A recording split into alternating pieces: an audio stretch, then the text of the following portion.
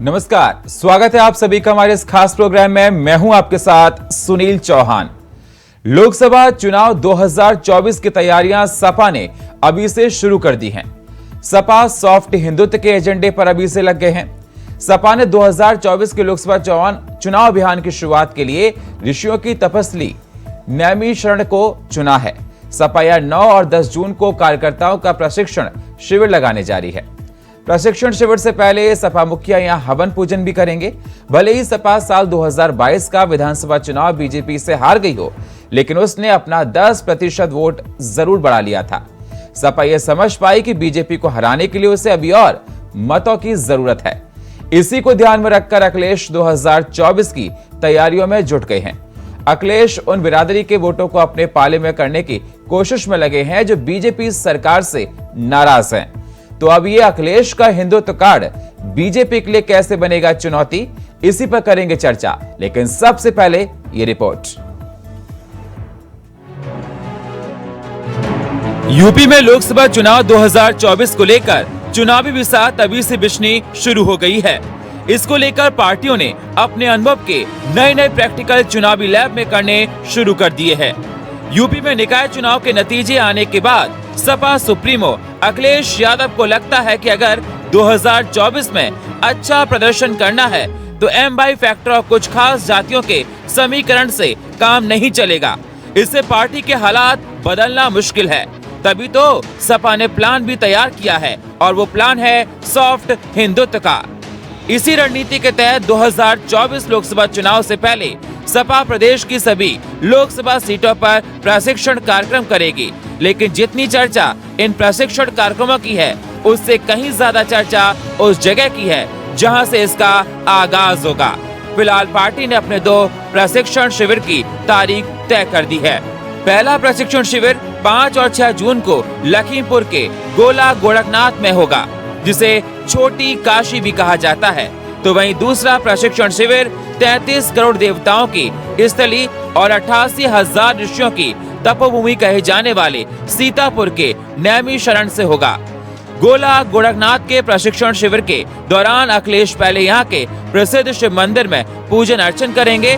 वहीं सीतापुर के नैमिषारण्य में होने वाले प्रशिक्षण शिविर से पहले सपा अध्यक्ष वैदिक मंत्रोच्चार के साथ हवन पूजन करेंगे और ललिता देवी मंदिर जाकर देवी देवताओं से आशीर्वाद भी लेंगे। नैमिषारण्य की तर्ज पर प्रदेश भर में सभी 80 लोकसभा सीटों पर सपा शिविर लगाएगी। सीतापुर की 14 में 4 लोकसभा और 9 विधानसभा सीटें हैं। वहीं इस पर बीजेपी नेताओं ने कहा कि बीजेपी हमेशा ही राष्ट्रवाद और हिंदुत्व की बात करती है। अयोध्या, काशी के साथ साथ अन्य तीर्थ स्थलों के विकास की बात करते हैं। 2014, 2017, 2019 और 2022 के लोकसभा और विधानसभा चुनाव के नतीजों हों या हाल ही में हुए निकाय चुनाव, बीजेपी का प्रदर्शन किसी से छुपा नहीं। पिछले कुछ समय से विपक्षी दल भी बीजेपी की राह पर चलने की कोशिश करते नजर आ रहे हैं। 2019 लोकसभा चुनाव हो या 2022 का विधानसभा चुनाव, कांग्रेस नेता राहुल गांधी और प्रियंका गांधी में भी गले में रुद्राक्ष की माला पहने दिखाई दिए और सपा भी देवी देवताओं की शरण में दिख रही है। अब देखना ये होगा कि अखिलेश के सॉफ्ट हिंदुत्व कार्ड क्या बीजेपी की राह में रोड़ा बन पाता है या नहीं। ये 2024 के चुनाव के नतीजे आने के बाद तस्वीर साफ हो पाएगी। हाँ, लेकिन ये साफ जरूर है कि अखिलेश यादव इस बात को अच्छे से समझ पाए हैं कि अगर आपको 2024 की लोकसभा चुनाव की यात्रा को सफल बनाना है तो आपको हिंदुत्व के झंडे को जरूर उठाना पड़ेगा। Bureau report, India voice, Lucknow. तो जिस प्रकार से देखा जा रहा है 2024 के लोकसभा चुनाव को लेकर सपा काफी प्रोएक्टिव हो गई है और देखा जा रहा है कि सपा ने हिंदुत्व कार्ड खेला है। सॉफ्ट हिंदुत्व की राह पर सपा दिखाई दे रही है और ये माना जा रहा है कि क्या अगर ये वोट बैंक सपा के खाते में आ गया तो बीजेपी के लिए कितनी बड़ी अड़चन होगी। सॉफ्ट हिंदुत्व से क्या सपा का होगा बेड़ा पार, सवाल इस बात का भी उठ रहा है। साथ ही साथ ये भी कहा जा रहा है कि अखिलेश का मिशन 2024 के लिए खास प्लान क्या है। सवाल इस बात का भी उठ रहा है कि क्या बीजेपी की कांटे के लिए हिंदुत्व की तरफ बढ़े हैं अखिलेश यादव। तो बीजेपी की काट के लिए ये बड़े हैं और एसपी का नैमिषारण्य में बीजेपी की अयोध्या पॉलिटिक्स का काउंटर। ये तमाम सवाल उठ रहे हैं। सपा यूपी के सभी लोकसभा क्षेत्रों में ये शिविर लगाई गई, जिसको लेकर तैयारियां शुरू हो गई हैं। 9-10 जून को ये शिविर लगने जा रहा है। सेंधमारी के लिए सपा ने बीजेपी के दुर्ग से शुरुआत की है। तो लगातार ये देखा जा रहा है सपा ने बदली चुनाव की रणनीति है और चुनाव करने का तरीका बदला है सपा ने। अब ये देखना होगा कि लोकसभा के चुनाव जब होंगे तो ये प्रैक्टिकल समाजवादी पार्टी का कितना कारगर साबित होता है, कितना पास होते हैं, ये तो आने वाला वक्त बताएगा। लेकिन अखिलेश यादव ने जिस प्रकार से देखा जाए ये प्रैक्टिकल है, सॉफ्ट हिंदुत्व का, इसको खेलना शुरू कर दिया है।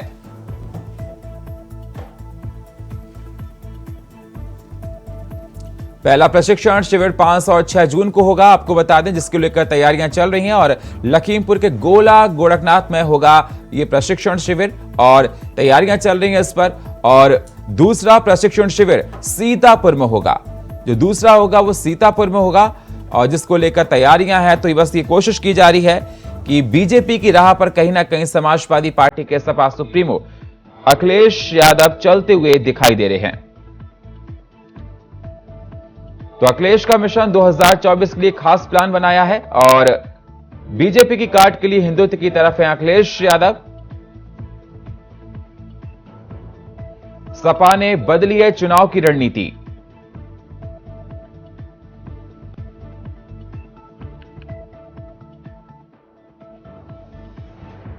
तो हिंदुत्व की राह पर सपा। अब ये आने वाले 2024 के इलेक्शन में क्या इससे बेड़ा पार हो पाएगा समाजवादी पार्टी का, ये तो आने वाला वक्त बताएगा। लेकिन समाजवादी पार्टी ने अभी से तैयारियां शुरू कर दी हैं। तो सॉफ्ट हिंदुत्व को लेकर जिस प्रकार से देखा जा रहा है, सपा उस राह पर आ गई है। सॉफ्ट हिंदुत्व से क्या सपा का होगा बेड़ा पार? अखिलेश का मिशन 2024 के लिए ये खास प्लान है। बीजेपी की काट के लिए हिंदुत्व की तरफ बढ़े हैं अखिलेश यादव।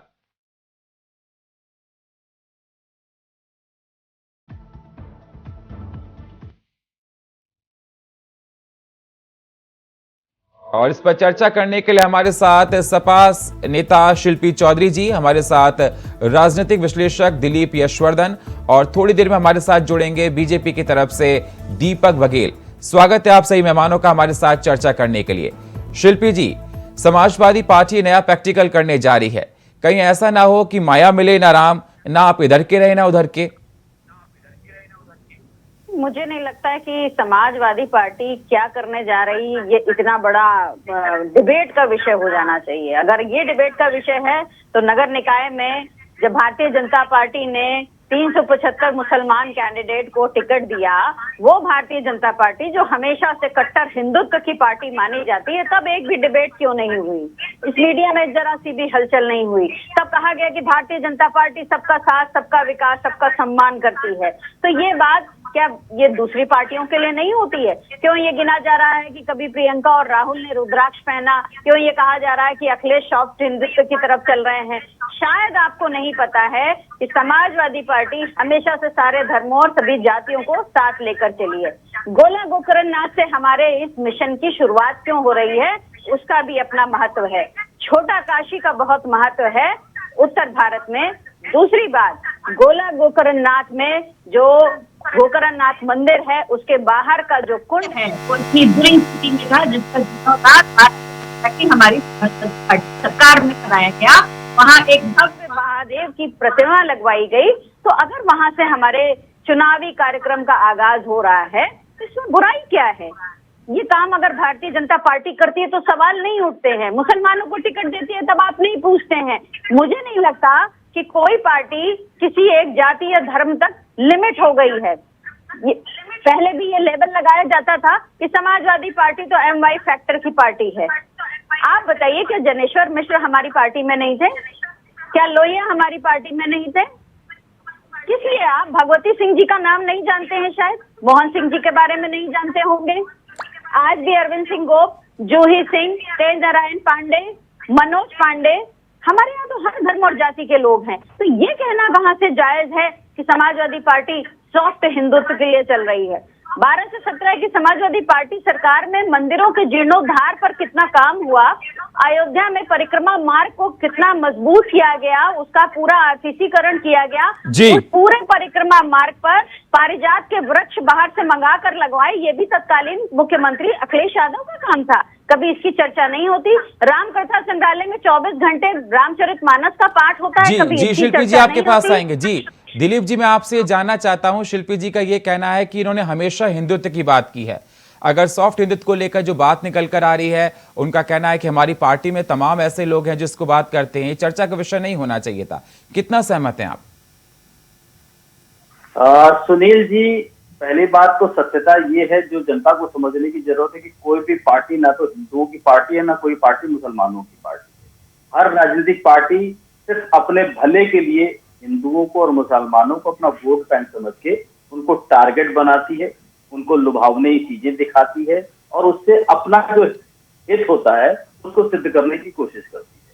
शिल्पी जी की ये बात सत्य है कि अगर भारतीय जनता पार्टी हिंदुत्व की पार्टी है तो क्यों 350 मुसलमानों को टिकट दिया नगर निकाय चुनाव में? क्यों पसमानदा समाज का सम्मेलन कराते हैं वो? क्यों उन्होंने मोहम्मद दानिश को अपने यहाँ मंत्री बना रखा है? क्यों उनके यहाँ इस तरह के प्रपोज खुले हुए हैं? अगर आप सामाजिकता की बात करिए, आप राजनीतिक पार्टी और सरकार दोनों में फर्क है। अगर आप सरकार है तो सरकार के नाते आपको हर धर्म को बराबर का सम्मान देना है। जो सरकारी लाभ है वो लाभ बिना किसी जाति भेदभाव के हर व्यक्ति को मिलना चाहिए, वो अलग बात हो जाती है। लेकिन जब आप राजनीतिक पार्टी हैं और आप ये कहते हैं कि आप हिंदुत्व का एजेंडा लेकर के चलते हैं, तो फिर आपको सिर्फ हिंदुत्व की बात करनी चाहिए, आपको मुसलमान की बात ही नहीं करनी। और अगर समाजवादी पार्टी एमवाई फैक्टर पर काम करती है तो ऐसा नहीं है, मैं नहीं मानता एमवाई फैक्टर इनका यूएसपी हो सकता है।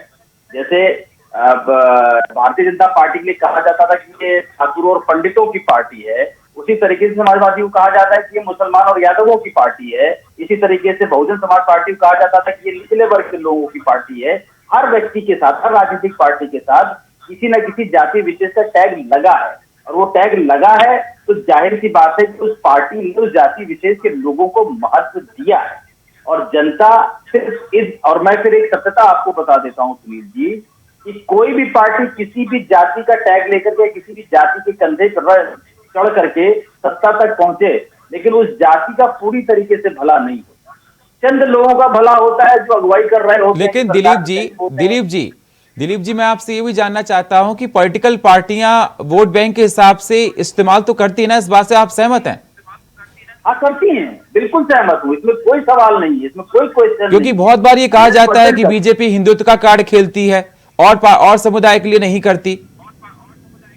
कार्ड खेलती, वही तो मैं कह रहा हूँ ना कि कार्ड खेलती है। और कार्ड किसके लिए खेलती है? सत्ता में आने के लिए। सत्ता में कौन बैठता है? राजनीतिक पार्टी के लोग। और लाभ कौन पाते हैं? जो चंद उस सत्ता के करीबी लोग होते हैं, चाहे वो किसी भी जाति की अगुवाई हो। क्या ऐसा है कि भारतीय जनता पार्टी में मुसलमानों का काम नहीं होता है?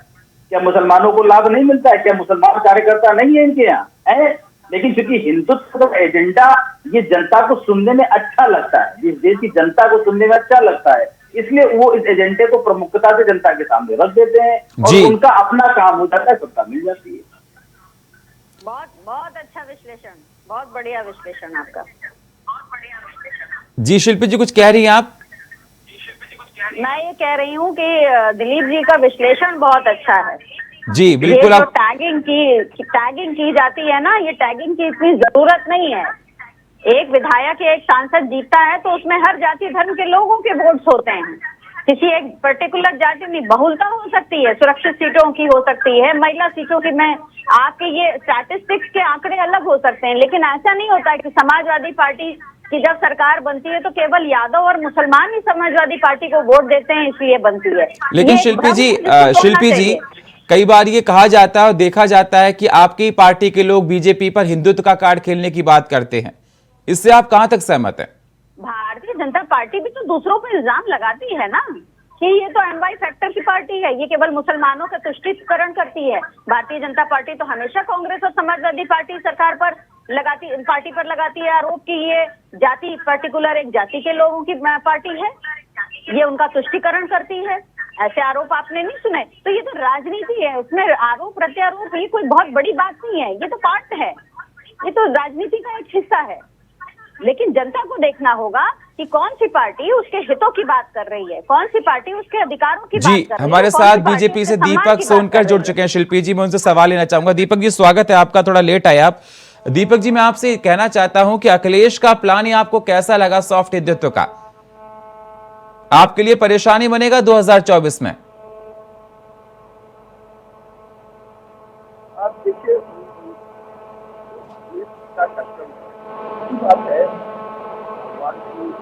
भगवान पर, भगवान पर सभी, भगवान तो सबके हैं, भगवान की पूजा अर्चना सबको करनी चाहिए, भगवान का आस्था सबको रखनी चाहिए, मगर ये भी समझना चाहिए कि इसी समाजवादी पार्टी के राष्ट्रीय महासचिव जी जो एक नारा लगाते हैं रैली में खड़े होकर के, जय हो मुलायम काशीराम, हवा में उड़ गए जय श्री राम, जो भगवान को ही हवा में उड़ा देते हैं, जो एक तरफ भगवान का सम्मान करने की बात करते हैं, एक तरफ जो है भगवान की अपमान करने की बात करते हैं। आपने कहा पुजारियों के लिए सनातन, हमने भी देखा है कितनी अखिलेश जी के प्रति अखिलेश जी ने ऐसे सनातन परंपरा को एकदम मजाक बना के रखा, और इन्हीं के राष्ट्रीय महासचिव जी ने पूरी समाजवादी पार्टी उस समर्थन में खड़ी रही जब वो रामचरितमानस की पंक्ति की चौपाई को पूरे समाज में सनातन परंपरा को धूमिल करने का काम कर रहे थे और संतों पर कैसी टिप्पणियां कर रहे थे। तो ये विषय भी उत्तर प्रदेश की जनता और देश की जनता चाहती है कि ये जो आप चुनाव की सत्ता की हासिल करने के लिए, सत्ता की चाह पाने के लिए इस तरीके के प्रोपेगेंडा अपनाने का प्रयास कर रहे हैं, करना चाहिए, पूजा अर्चना सबको करना चाहिए, भगवान के लिए सबको आस्था रखना चाहिए, और ये आस्था तो निश्चित तौर पर सभी की है। मगर एक तरफ जिस तरीके से आपने हमेशा से समाज को, सनातन परंपरा को किस तरीके से अपमानित करने का काम किया है, ये भी देश की जनता जानती है और देश की जनता चाहती है।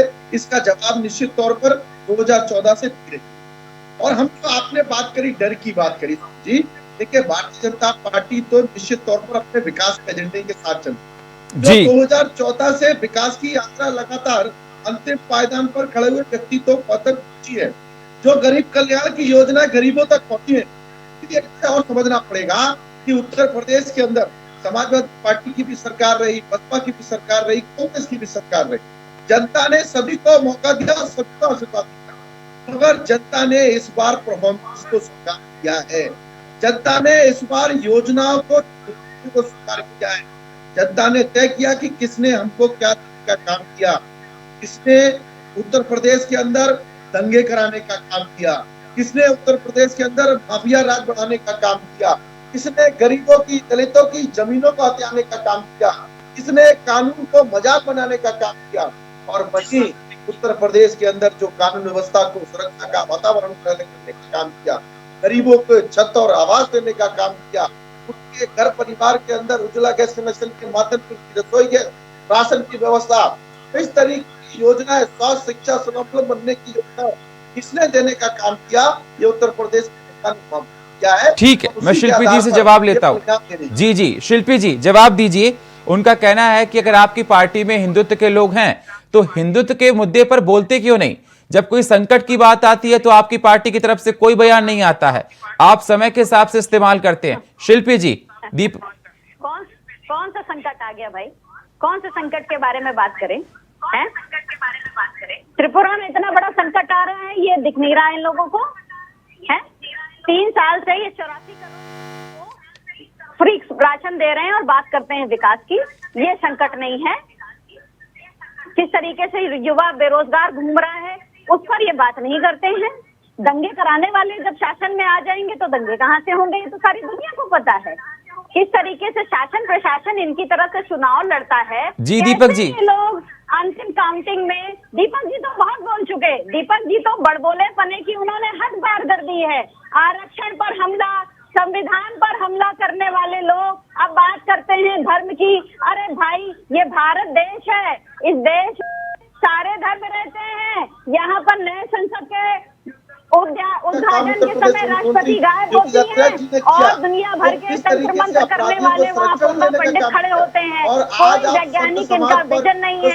ये धर्म से नहीं चलेगा देश, ये देश संविधान से चलेगा। ये देश संविधान इसकी आत्मा है, इसका मूल है। किसी भी धर्म से ये देश नहीं चलना। धर्म से चलने वाले देशों का हाल, बगल में पाकिस्तान और इधर बांग्लादेश को आप देख लीजिए, नेपाल का हाल आप देख लीजिए कि क्या हाल हुआ है।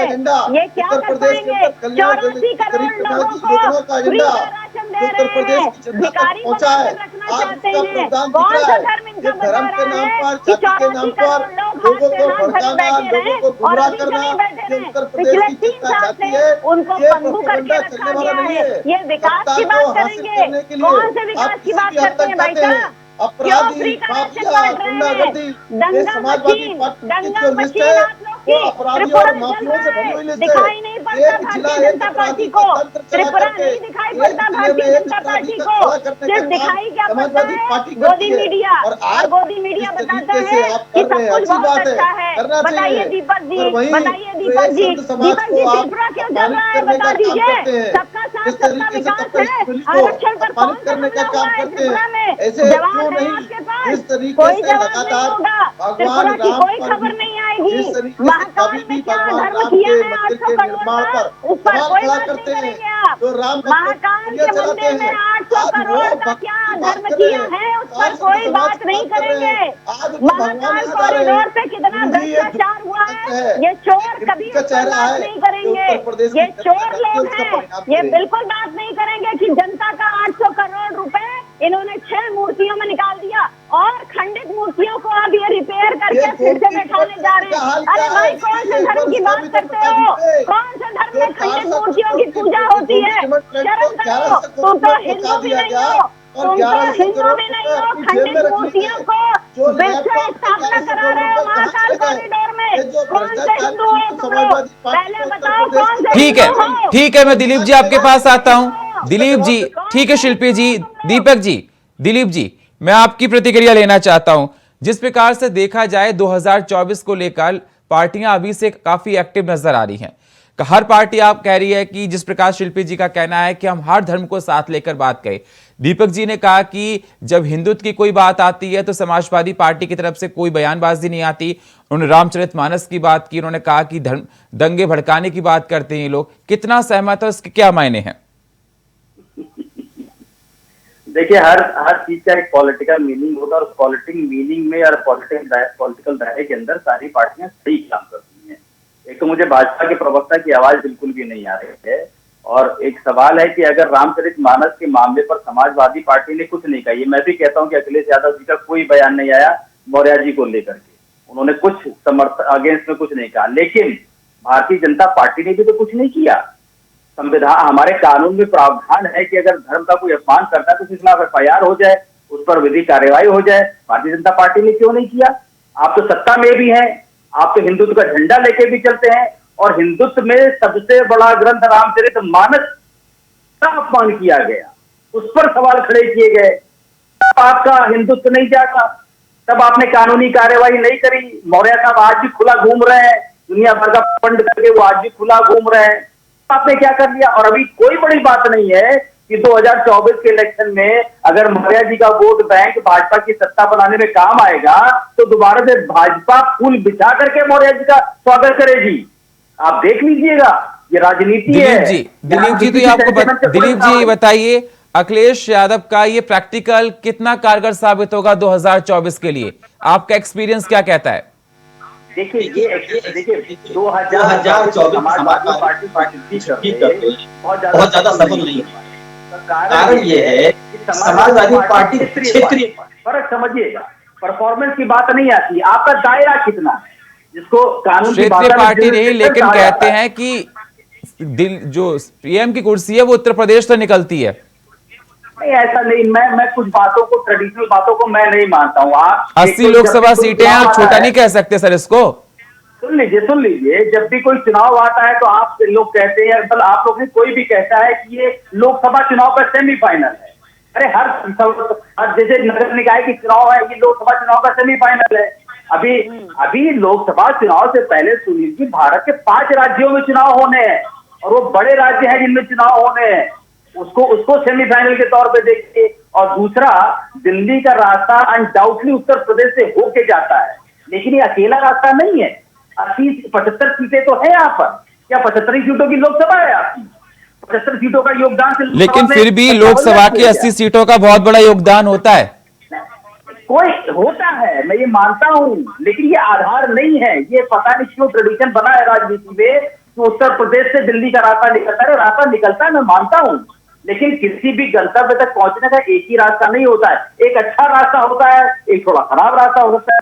यूपी एक अच्छा रास्ता है, लेकिन अकेला रास्ता नहीं है।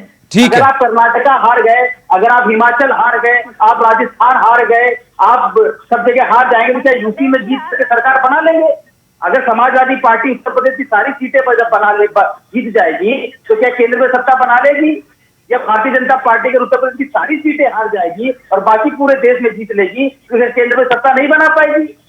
फर्क पड़ता है। सत्ता तो नहीं बना पाएगी, लेकिन विपक्ष के साथ जुड़ के बहुत कुछ कर सकती है। अगर एक भी सीट बीजेपी को नहीं मिली ना, तो बीजेपी के लिए बहुत बड़ा संकट हो सकता है। दीपक जी, फाइनल कमेंट में आपका लूंगा फिर।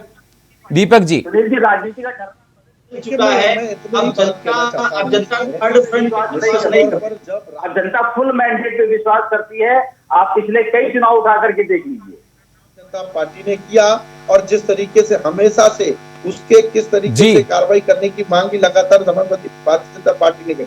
दूसरी बात जो लगातार हम अब 24 की करेंगे, देखिए जिस तरीके से लगातार भारतीय जनता पार्टी पर जनता का आशीर्वाद है, देश के प्रधानमंत्री नरेंद्र मोदी जी का जनता पर आशीर्वाद है, उत्तर प्रदेश के मुख्यमंत्री योगी आदित्यनाथ जी पर जनता का आशीर्वाद है, और हम तो विकास की यात्रा के साथ बढ़ रहे हैं। 24 का परिणाम की चर्चा हम 24 के समय निश्चित तौर पर देखने को मिलेगा।